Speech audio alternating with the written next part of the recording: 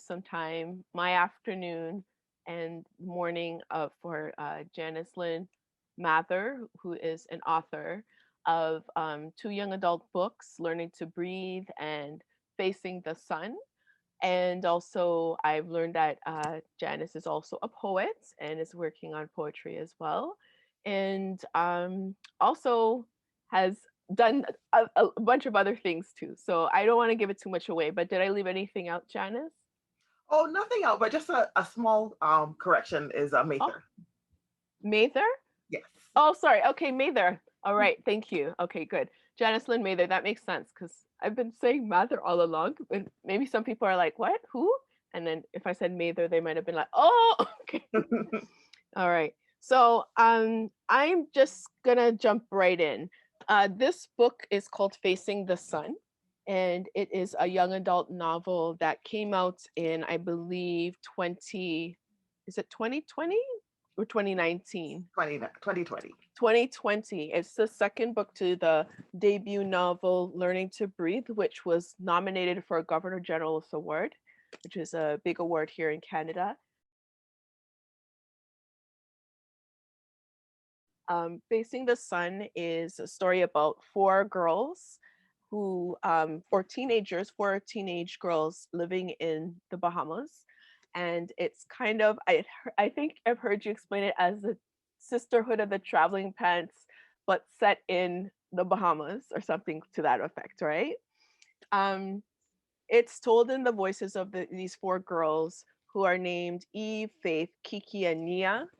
And I have to say that um, this book took my breath away. Like it, it's very beautifully written. It's very the language is almost ornate and it's sophisticated, and you don't get all the answers at the start of who's who because I felt like I had to do a little bit of work. So I'm going to ask you about that in a moment. But once I got the grasp of what was happening, you just keep moving forward. And so I want to talk a little bit about the strategies that Janice Lynn uses as well, and yeah, just kind of investigate and kind of take this apart. Um, I might be pulling from different sections, but anyway, um, do you can you talk a little bit about that? Because that's one thing I think you do so well. That first chapter, I was a little bit disoriented. I didn't know who I was like I felt like the narrator was talking to me like I knew who everybody was. I wasn't given a lot of information about each person. It was like maybe a detail.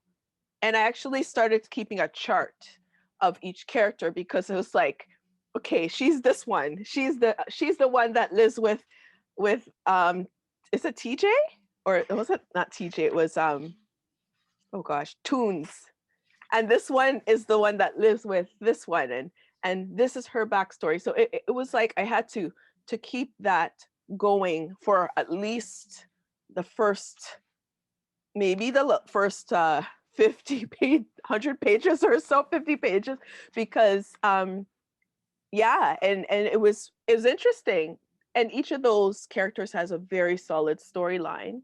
um but in the beginning I felt like that first chapter you start us off with Keke, and Keke is uh describing what's happening around her, but in a way like I'm just one of the girls as well. So can you talk a little bit about that? Yeah, it's interesting to hear your experience as a reader, Hmm. reading the story. And when you say, you sort of felt like you were one of the girls, I think in working with four different points of view, I did think and kind of maneuver my way through the writing process, trying to figure out how to keep the storyline straight, how to keep the voices distinct. But I think I did want it to feel like you were coming along with the girls, Hmm. rather than kind of a more formal introduction. This is Kiki. She does this, that, or the next thing. I wanted it to kind of feel like you were just kind of dropped into the neighborhood. Yeah. Um, and moving along through the story with the Yeah. girls. Yeah, it definitely felt that way. And I feel another thing strategy I realized that you use is you use a lot of I don't know what the formal terms are. My degree's not in English, but I was calling it inside outside. So it's very interior. The narrator Kiki's very aware of what she's doing, where she like how she's like what she's doing exactly. And then she's also an observer as much an observer of herself as she is of what's going on. So, um, I'll just read a little piece here. Um, light, yeah, light filters through the trees and onto the sand and onto us. So that's here. Eve and Nia toss a beach ball between each other, trying to avoid the thick bar of seaweed that snakes between shore and water while I sit on the sand. Faith and Tunes are calf deep in the sea. It's Friday, but it could be any day, any year. We're always here. Pinder Point isn't much. And you go on to say, that I recline on my elbows and let myself sink into the sand. Heads up, Eve hollers, and I duck as the ball just misses my head. I look past Nia at my brother, who's trying to pick Faith up and toss her into the water. Her long bare legs scissor the air as she squeals in unconvincing protest. I open my mouth to ask him why he's all over her today. And then I turn to see a guy. It's like this going back and forth constantly between what's here, what's here, what's here, what's here, what's here. And I thought that was really interesting. I don't know if is that something that you did intentionally, or is that I think it is just sort of the way that it evolved. hmm And I think like with the character that we're speaking about in particular, Keke, she is probably one of the more private girls. hmm And she enjoys writing poetry herself. She kind of, hmm sometimes will be hiding up a tree, kind of looking at things from afar. So I hmm think I would say for her in particular, I felt her character was a bit more self-aware and also a little bit more closed and a little bit more at times stepping back and watching. okay. So okay, that's interesting. So that was a more like a choice of maybe the character coming out in the writing as opposed to that's your technique, that's your style. Um, I would, I think so. I would Yeah. say so, yes, because hmm I think, for example, Nia, who's Kiki's best friend, uh, I'm sure that there is some of that. All of the girls know what's going on around them. All of the girls are looking at the relationships around them and have their own point of view and their own interpretation of each other and of Right. other dynamics that they're not necessarily a part of and of what's going on in their neighborhood, in their families, in their community, their wider community. But Nia is mm,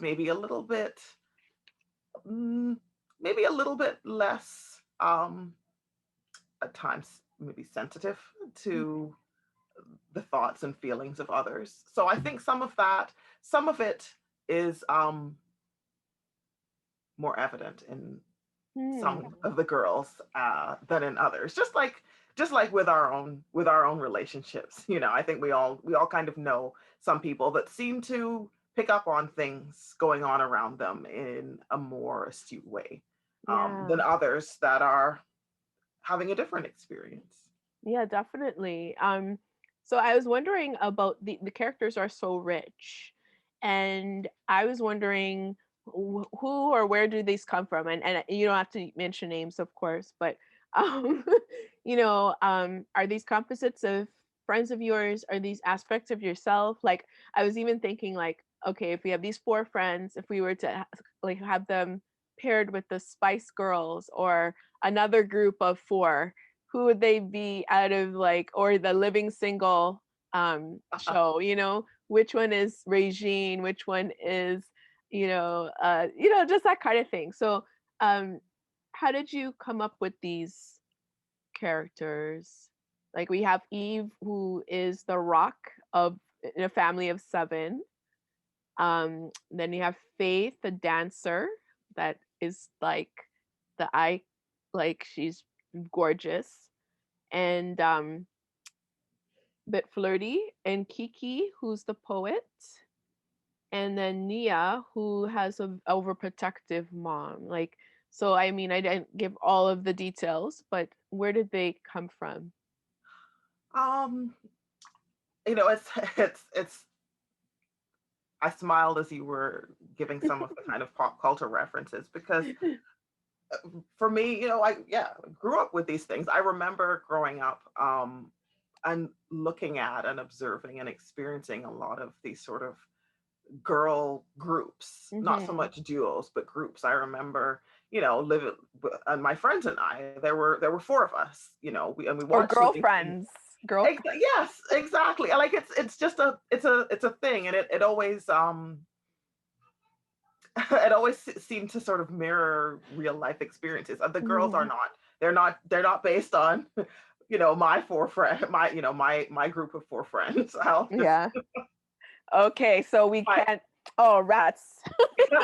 you can't look me up on Facebook No, and I try to can't guess. just try to match them. And okay, she looks kind of like she could be Kiki. But I mean, I think when you have a close knit group, there often is someone who's maybe a bit more outgoing, somebody who maybe is more successful or more assertive in terms of pursuing relationships, especially when you're younger and you're kind of you're in that range where you might be really interested in relationships. You might just be kind of thinking about it. You might not really be too interested or too sure about it at all. Hmm. And I think elements of it definitely come from my own maybe experiences or observations Hmm. um, growing up, from things that you see in pop culture, but things that you see around you, often in groups of friends. There's going to be somebody who hangs back a little bit or who's a bit quieter. Hmm. There's going to be someone who's loud and noisy and rowdy. Yeah. But the the funny thing about the story was that it actually did not start as a four part. It Oh, started okay. as just a single point of view story, and Nia was the main character, and there was Hmm. this friend of hers, Keke, who was next door. And it actually started out with them much younger, um, Oh, it's interesting. and the age moved up, Hmm. and as the story developed, these kind of other characters that seemed on the periphery, it just Hmm. they were becoming bolder and more. They were pushing themselves to the fore, Yeah. and I felt like, okay, this person seems to need their own full storyline and their own point of view Yeah. throughout the story. Hmm.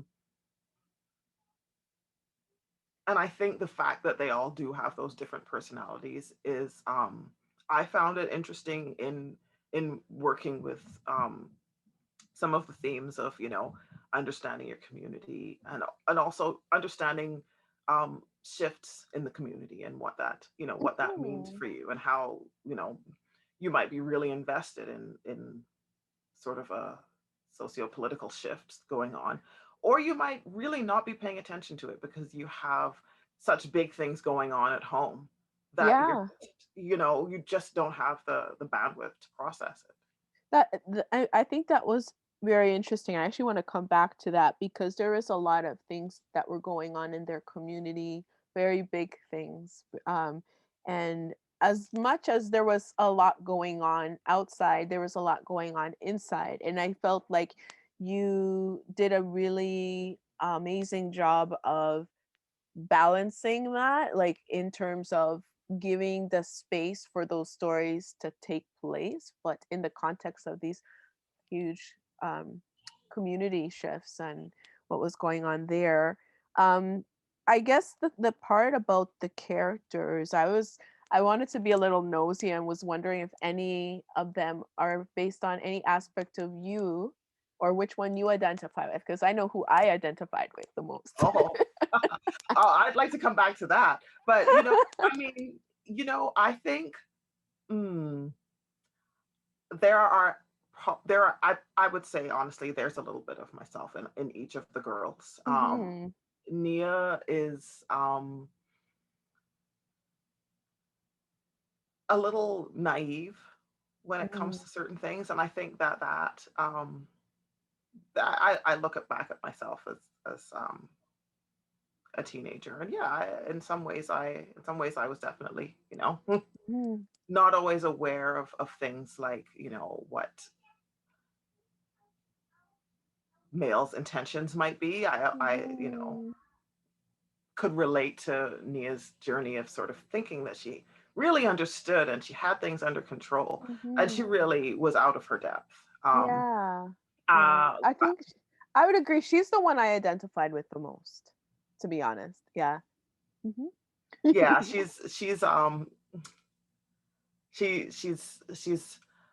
I can't really say that I would call anyone a favorite, but I related to her in that way. Mhm. Keke, I think Keke is I related to her sort of her love of poetry and playing with language, and Mm. also that there is a very private element, Mhm. to her personality and to her character.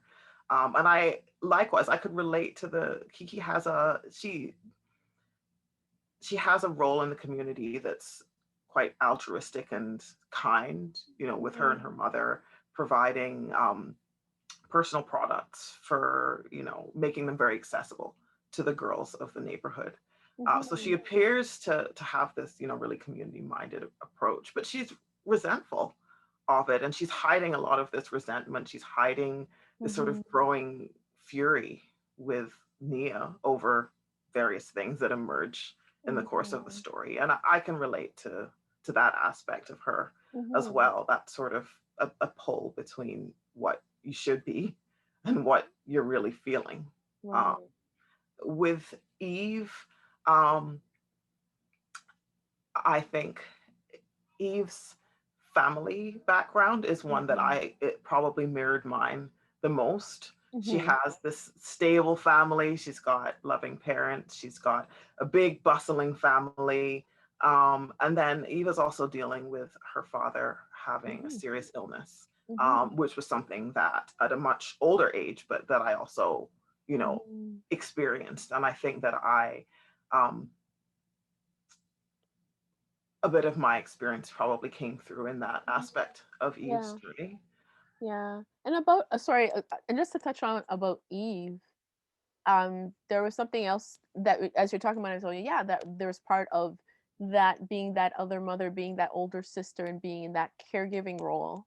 And that's something I could identify with, but I don't see that in a lot of young adult middle grade novels. And I was wondering, is that an aspect of being growing up, especially in a larger family? But even traditionally, the expectation of being a daughter, a Caribbean, like it's almost expected that you are now the second mother. And there's a resentment that comes with that role as well, you know? Hmm. Yes, and that was a part of Eve that I explored as something that was not my direct experience, because Hmm. I was the youngest in Okay. a family of four. So I Okay. was, much more like Nia, sort of drifting along free and unresponsible for anyone and too much else Right. in my Hmm. family. But I did have friends Hmm. who either had younger siblings or had younger family members, Hmm. cousins or nieces or nephews, and spent most of our, childhood, even before adolescence. There was always a little person on a hip.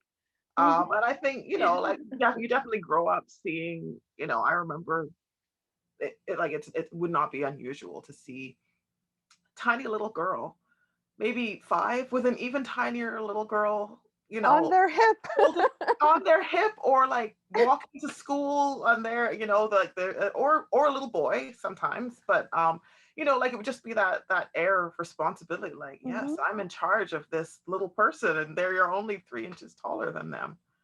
Exactly. Hmm. Um, so yes, I think, likewise, Eve is probably the best behaved in parental terms of the Yeah, group. But it has to but be. she's still a person, and she does Hmm. wrestle with some of those feelings of like, why do I have to, Hmm. you know, what do I have to Yeah. carry all of these responsibilities that I did not Mhm. ask for. And I'm glad to see that come out. She has a voice, and that was something I noticed about her. And then of course, Faith, definitely like these are I really like them. They're they're flawed, but they're just coming into their own, and I just I really do enjoy that about the book. Sorry, is there anything else you wanted to add to that part? Oh, I think I pretty much covered. I mean, I think Faith was a fun and challenging character to write. I think that she's probably the least like me. I was not, generally considered gorgeous when I was a teenager. I was much more on the awkward, um, coming in, looking for myself. Um, Yeah, but, but I wasn't a Faith either. no, I mean, I was no Faith. I remember like at that time there were girls that I looked at like Faith, and from my point of view it just seemed like, well, everything's good in your life.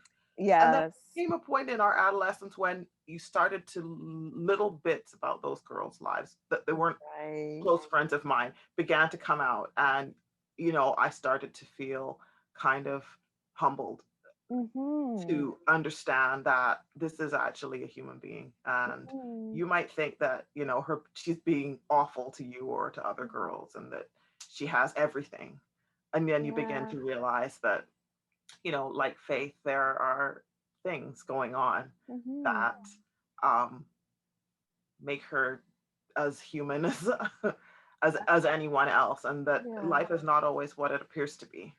Yeah, and as you're just talking about that, I was thinking about how Black girls are often portrayed as one-dimensional, are not given that space to just be seen in a complex way, whether it be in real life, but also in terms of what we see in media.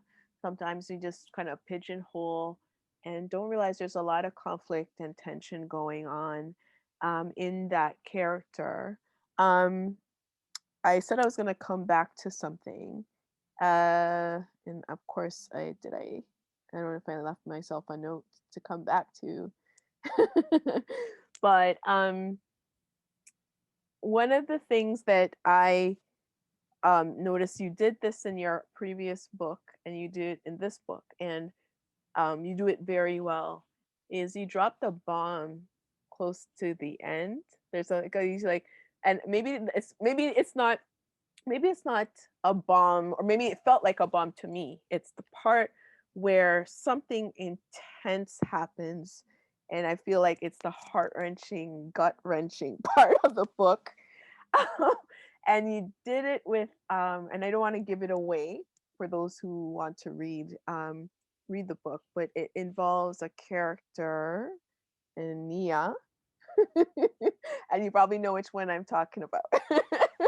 I think so. Yeah, so something happens, and I was just like, it's that part where you're like, no, you like want to talk to the character in the book and just call to them and tell them, don't do it, don't go, like whatever. So that's where I was at, and it's like I'm looking at the number of pages. I'm like, okay, because I was just so scared, and so I was wondering about that. Like, did you know that was going to come up all along? Did you write with that intention in mind, or did it kind of just, as you were writing it, just it has to go here? I think I think very early on in the book I felt, so there are kind of, I know the part Yes. that I'm speaking about, and there are Yes. kind of, it seems like there's a threat of one big thing, but another Yes. big thing actually takes place. Right. The, Exactly. That's what it is. the Yeah. big thing that actually takes place, I think I knew was going to happen, um, quite early on in the story's inception, but Mhm. um, I think that in writing the book and in sort of placing the characters in their age and filling the community out, um, it became um, it became clearer over time that this was sort of the setting, and the Right. context, and this was the other character or characters that would sort of surround this big happening Mhm. that Nia experiences. Yeah, it was really impactful. Like it just, I guess, the placement of it, and it seemed like it was unlikely, but it for me it was just like it was very real and relatable, and it was just it just brought it just reminded me of how vulnerable these girls are. They're girls, they're children, really. No matter how big and bossy and they carry on and how much they seem to know about the world, they really don't. So that was just like, oh my goodness. Yeah. Yeah, it was very well written. And there's another author who does I found does that. I think her name is Sharon. Is it Sharon A. Draper, an African American middle grade YA author? And as I'm looking and reading and seeing what are these techniques, it's just something that I don't quite see it happen that way. It was so dramatic because you're it's like you're just as you said, you're tracking one problem and then you're thinking and then there's this other big thing on the horizon and it don't really pay it any mind. There are hints all along, but you don't really pay it any mind until it's just like, oh my gosh, no. So I think you did that very well. So I think I don't know if you had anything else to add to that. Um, I don't think so. No, I really want to talk about it in depth, but I also want to be mindful of, not Yeah. giving away, Yeah, we could turn spoilers. after the recording stops. We'll talk. Oh my gosh. One of the other things that I found happen in this book, which is something that I think is happens in a lot of Caribbean situations. It's certainly in the book that I'm reading by Elizabeth Acevedo. It's called Clap When You Land. It's also something I'm exploring in a work that I'm doing as well, but it's just family familiar relations and I won't say which characters, but there's some sort of familiar relation discovery. And I wanted to talk a little bit about that and why you might have thought that was important to add to this story.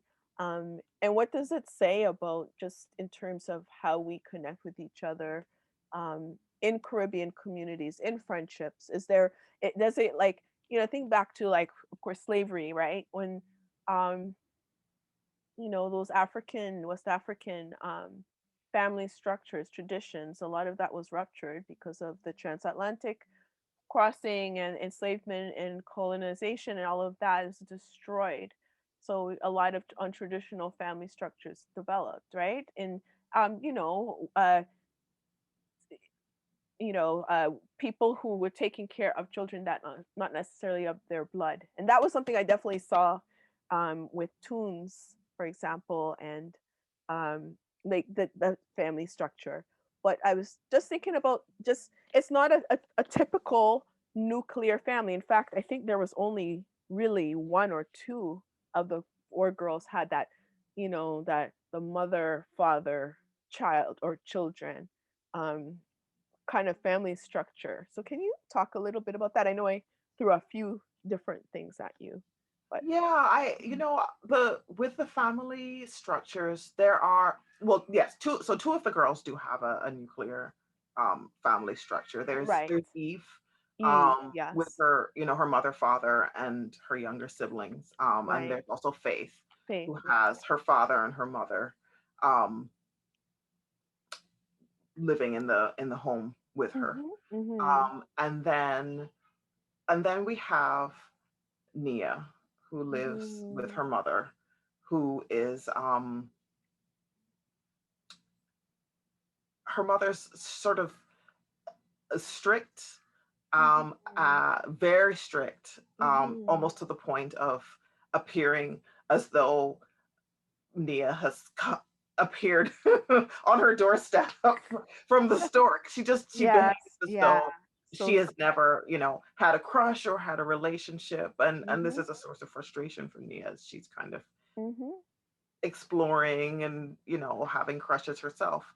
Um, and then just on the other side of the yard is Keke and her mother, who is really not shy about enjoying having, a relationship or relationships. Mhm. And I think there are those different family structures. And I Mhm. think it's just, it was something that we grew up with. And it's kind of, it was one of those things that I did not want to, I wanted to try and depict things as they felt growing up. It wasn't that Mhm. no one had, like, that everyone's family structure felt, sort of splintered or spliced, because Mhm. that wasn't it. But on the other hand, the reality was that, it was not, it's pretty common for there to Mhm. be like a surprise sibling or an outside child as there, Right. It sometimes like this is just a reality, right? Like I yeah.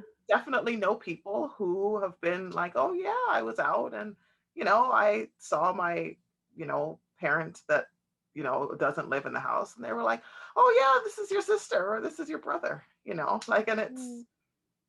it happens. Mhm. And I think that that is something that comes up in the story, the sort of idea of not knowing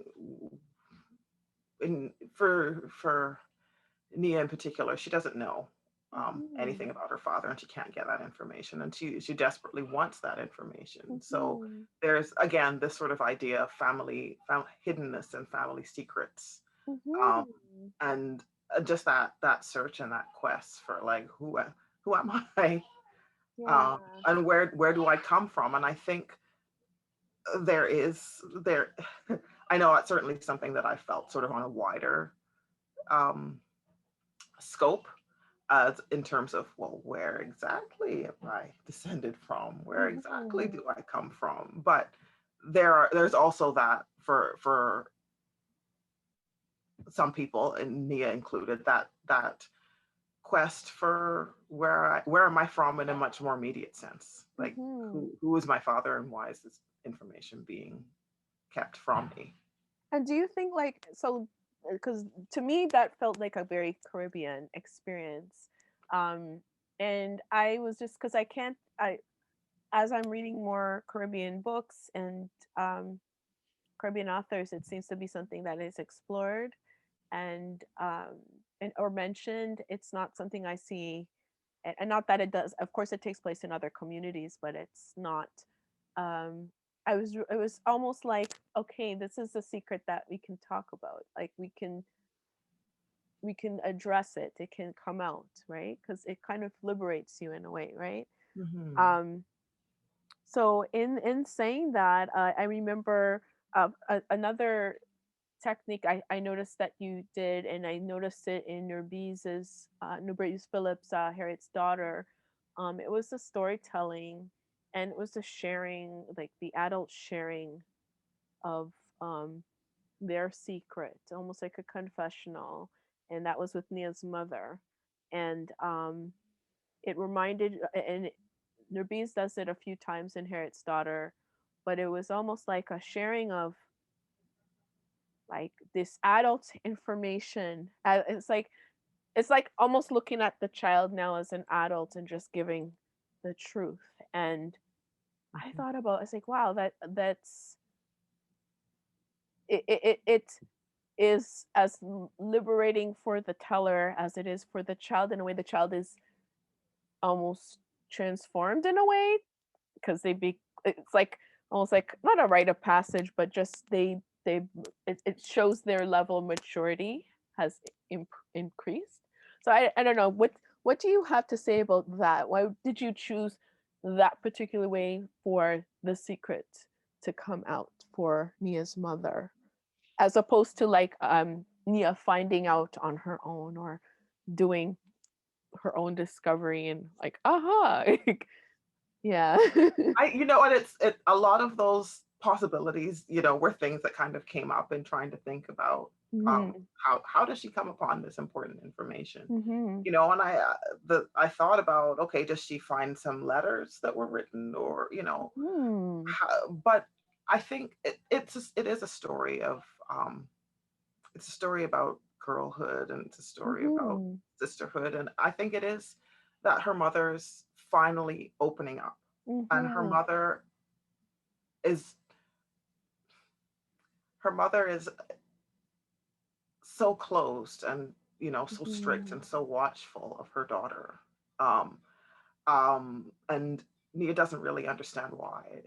And when this Mhm. comes out, it's kind of her mother finally admitting that, yes, I am actually also a girl too, and the same Mhm. things that I see you kind of thinking about and trying to experiment with, there's a part of me that has been there. And now I finally get to admit it. I don't have to keep it bottled up inside, fearful that Mhm. if I, tell you about it, you're gonna, you're going to Mhm. make the same life choices Brook out. I was gonna say that you brook out. Yes, Shock yes. out. Yeah. Mhm. Exactly. Mhm. So it was important for her Mhm. mother to not just be this kind of one-dimensional Mhm. character either, because there are always reasons. There are reasons why, a strict parent might be strict. There are reasons why a secretive parent is trying to hide things. Mhm. And it's, there are there are reasons why children appear, and I Mhm. think Yeah. it felt important to acknowledge that, and to let just in the same way that I wanted the girls to be full characters and human. I didn't Mhm. want her mother to just be this sort of stock, big, stern, bossy, Mhm. rowdy black mother, because Mhm. it's really not. Yeah, That's it's not kind all that any of us are. right, and that is also a stereotype. Like there's again the two stereotypes. There's the kind of the asexual, like not asexual, but she's just not seen as an object of desire. She's not like, say, gosh, what's her name again? Is it Faith's mother? Not Faith.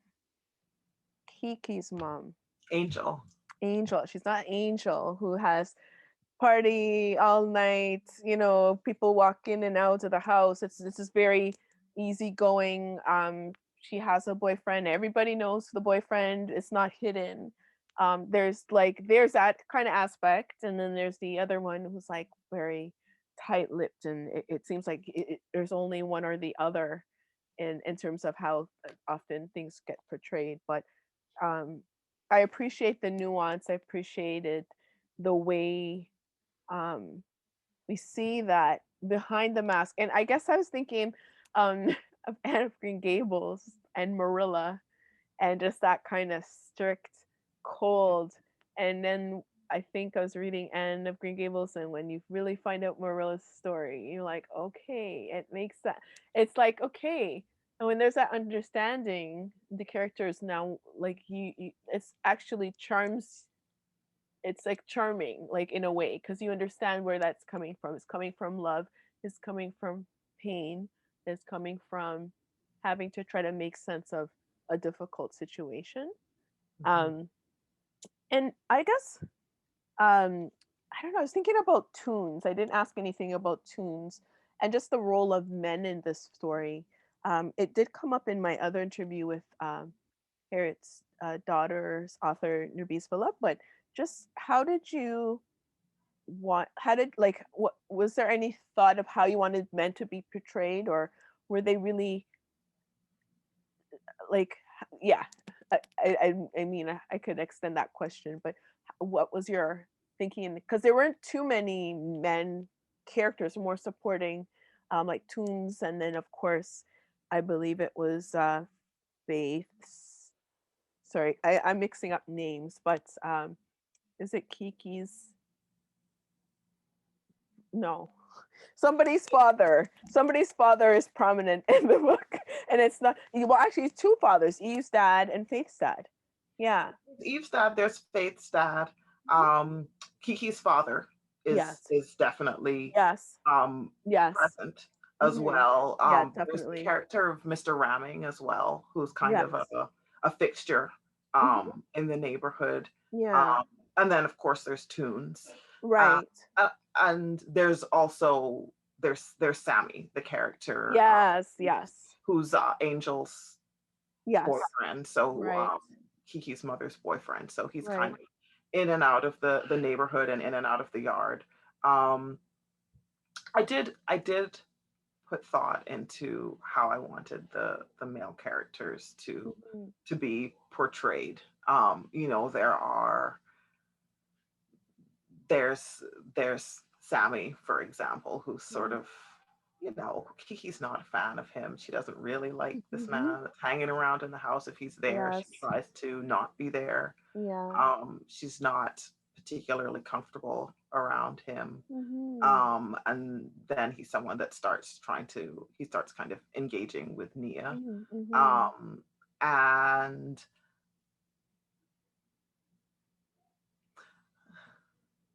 I think with any of the characters, male or female, I never want them to come across as just kind of one-sided. One-sided. Yeah. You know, and I think from Nia's point of view, for I think from Kiki's point of view, he's pretty one-sided. He's a man Mhm. her mother's seeing and she doesn't like him. There's no other Mhm. side that she has any interest Yeah, and in that's pursuing. also seems reflective of that age because you either like somebody or you don't like them. You just kind of in that age and you don't see the complexity and nuance. You just like, no, right?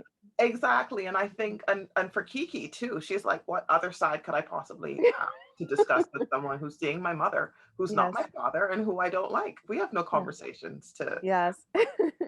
but then from Nia's point of view, she's like, well, this is somebody who's paying attention to me, and the boys Right. my age aren't particularly. And he's kind of like a Mhm. boy my age, but he's also a little bit more intriguing because he Yeah. lived more and he has that sort of status of a, you know, there's a greater Right. importance because Yeah. he's an adult paying attention to her Mhm. like she wants her peers to, but they aren't.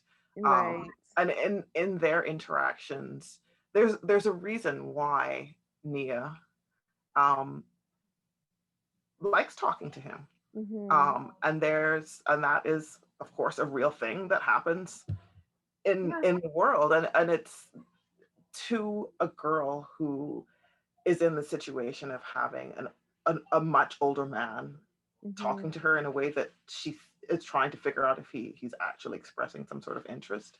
Yeah. To that girl, that man is not a one-sided character. He is not just a Mhm. villain. They have actual, there's something there. There's some Right. type of conversation that is intriguing them, Mhm. um, and that's leaving them sort of questioning or interested or, you know, Mhm. curious. And I wanted that to come across because that is a real Mhm. experience. Yeah. Um, with Tunes, um, Tunes was he was I think interesting to write because Yeah. everyone takes everyone has a different relationship with him. So, you Mhm. know, he's kind of, it appears he's, you know, pretty easy on the eyes because all the Yeah. girls weren't Yeah. related to him. Exactly. In a, you know, even in an adoptive sense, seem to enjoy his attention and, Mhm. you know, spending time together. But, you know, with his interaction with Faith, from the other girl's point of view, it just seems kind of like, oh, okay, yeah, well, they're obviously into each other. Mhm. But in their interactions, we kind of see moments that are more tender and less like cut and dried Mhm. than what others appear. And he remembers good things about Faith's mother before Faith's mother began to have, you know, suffer quite Mhm. severely from mental illness Right. and kind of start to slip away from Faith. Mhm. Um, and he's an opportunity for us to see a more human side of Faith. Mhm. Um, and a sort of a gentler side of Faith Yeah. as a person and not just this kind of like a very confident kind of brassy. it's funny as you're talking about tunes. There was part of me that didn't want to like him because he like was that cocky kind of like he was like the guy in high school. Just I just knew that he would never be interested in a girl like me. Very cocky and just like he's like yeah. I paint him in a certain light, but then all the girls were saying, oh, he pays attention to certain details, he remembers certain things, he listens. So I'm just like, I mean, are we that gullible? That's his charm. That's his swagger, right? So I thought that was really really well done in the description of those characters, and even the men, as flawed as the men were, they also had a lot of good things as well. So it's yeah, it's an interesting tension there. Yeah. Is there anything that you would have changed about this book? Ooh, anything I would have changed. That's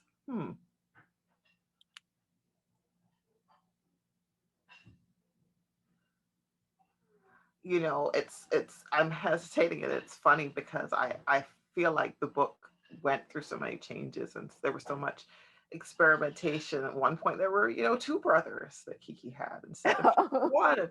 So it's really hard for me to say. I think at a certain Okay. point in time I just had to commit. This is what we're doing. These are the people that we've got, and this is the story that they're having. And I think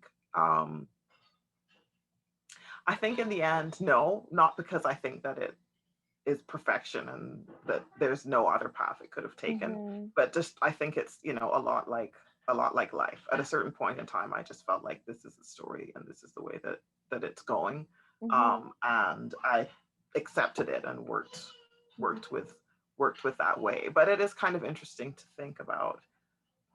I think just like in life, what if things had taken a Yeah. different turn, or what if there had been another brother, or Mm-hmm. there's a thing that happens with tunes sort of in the Yeah. middle of the book. What if that had taken a different Mm-hmm. um, course of action? Yeah, definitely. I guess it's kind of completed its on its own. That would be a different story then, right? If it would, if anything would change about it. And I one last thing. I also have like I have two small things to ask, but and I want to Uh, be respectful of your time. But why was it important for you to set this in the Caribbean? Because because in the Bahamas, because the Bahamas setting is also a character in this story. So why was that important for you? oh, I think I really up to this point in time, the vast majority of things that I have written are set in the Bahamas, and quite simply because I didn't have that. When I was growing up, there were not there Oh. were the occasional story that I had access to that was set Mm-hmm. somewhere in the Caribbean, and it was always you just like ate it up Mm-hmm. like a tasty treat. Like I was gonna say like sliced bread or some avocado pure. Yes, like the big one that you get, Yes, the big not the one. little one. Pure. Yes. Pure Yeah, and breadfruit. Roast breadfruit. yes, yeah, yeah. You would eat it up like when you find fresh guavas in the grocery store. Exactly. Like it's a treat, and I think that you know,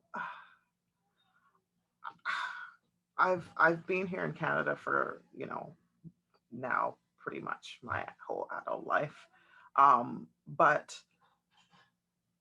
so I don't always get it quite as much as when I the first maybe 10 years I was here. But there's always, not only for yourself, but there was always a perception of others like, oh, you're from the Caribbean. Oh, that must be so awesome.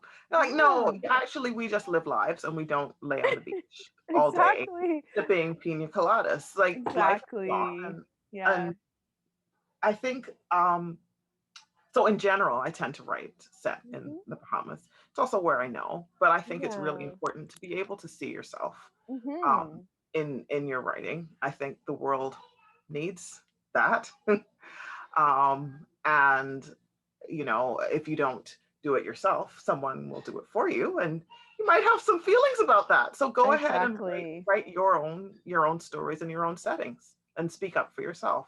But I think this story in particular needed to be set in the Bahamas because of the wider thing that's happening for the girls, which is Mhm. that this beach, that their community has always had access to, and it's not a fancy community. Mhm. It's you know it's just an everyday, maybe a little bit older Mhm. neighborhood, but they've always had this little, not particularly special beach. And Mhm. now there's the threat of development, Right. cutting access off to them. And that is, a real thing that Right. I remember experiencing as well Oh. growing up. And it felt like it was important that that happened there, even though I think that the concept transfers to any number of other areas in the world. The concept of Mhm. who has access, Mhm. who has the right to be able to Yeah. enjoy the most beautiful or the peaceful or the serene places. Do you have access to a little spot of nature where you can just Yeah. kind of unlatch and relax? Or Yeah. is that constantly feeling like it's being encroached on for the people Profits. who can afford it to enjoy? Yeah. Yeah, no, and I'm glad you did bring it back, because that was a point I wanted to address as well.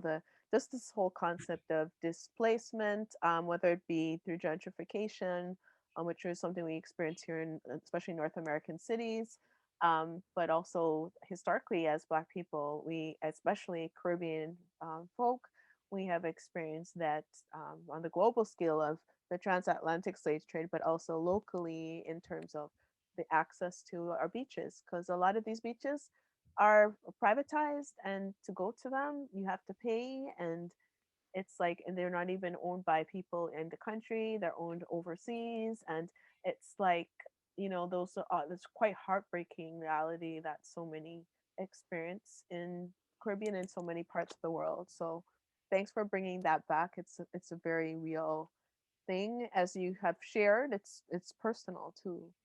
So I guess in the last part is just like, is there anything else that we didn't get to touch on that you would like to touch on, and what are you working on next? Oh, well, I can say, I think we covered. Thank you for your questions. No, it was my pleasure. And it was a pleasure to hear um, your point of view, um, of different passages and characters and Yeah. moments in the story. And I don't think there's anything else that I will add to that. Yeah. What I'm working on now, on the teen side, I'm Mhm. working on a novel called Where Was Goodbye. Um, Oh. and this one it is the story of a girl whose brother has committed suicide. And Mm. she and her parents are moving through the wake of that um, Mhm. catastrophe in their family, Mhm. and just trying to. She's looking for answers. She doesn't understand why. Mhm. She's trying to figure out why the brother that she knew um, has taken his own life, Yeah. and what does this mean for her? What does it mean for their family?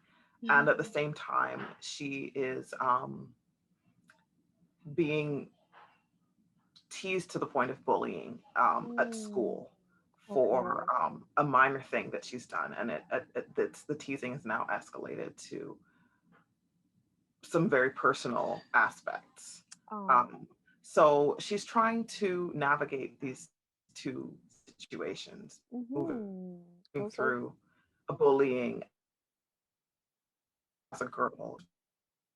Brother Mhm. was so Sorry, for some took reason his own it's life. freezing a little bit, freezing there. So I think a part I got, Okay, yeah, let's. okay, yeah, the part that I got. So there's these two Is parts. that a bit better? There's, Okay, good. I see you. Yes, you're not done. It was like stalling. So, did you can I hear you now? Can you say something? Yeah. Okay, good. I hear Better? you. Okay, good. I Is hear you. Okay. this Yeah, no, I so better? yeah, I uh, Okay. Good. it's frozen again. Uh-oh. You know what? I really like this novel. I'll talk a little bit about it until okay, good. And you unfroze.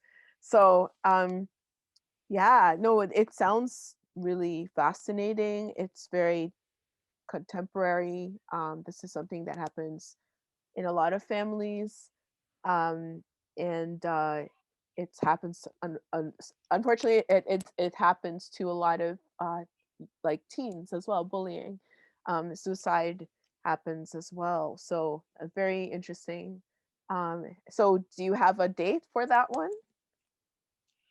So this one will be so the teen novel will be coming out in I think mid to later summer slash fall of 2022. Oh wow. Okay. Okay. All right. You know what? So on that note, I think we'll have to wrap it up. But I really wanted to say and highly encourage you to look for this book. Also check out Janice Lynn Mather's other title, which is called Learning to Breathe. I actually have it on my Kindle, but I can't find my Kindle right now. But anyway, it's a great book, highly recommended. And if you like, is this one also? There you go. And you said the audio books. You know the audio reader. She's actually a friend of yours who's Bahamian. Is it for this one too? Did she do this one as well? Well, there are four actresses Yes, that are four. reading Facing the Sun, but one of them, Crystal Bethel, who also narrated Learning to Breathe audiobook. Yes, we went to the same school. Oh, good. Okay. So yes, yeah, I know her. She's a friend. She's a Awesome. wonderful actress. Yes. Finding audio readers who can do proper Caribbean accents is a rare find. I am constantly frustrated when I hear the Jamaican, quote unquote Jamaican accents that being are being read by people that do not speak the Jamaican accent at all. So it's very wonderful when you, especially you have a personal connection with this narrator. So thank you so much for Yes. sharing that. Check out Janice Lynn's work and thank you so much for your time today. And yeah.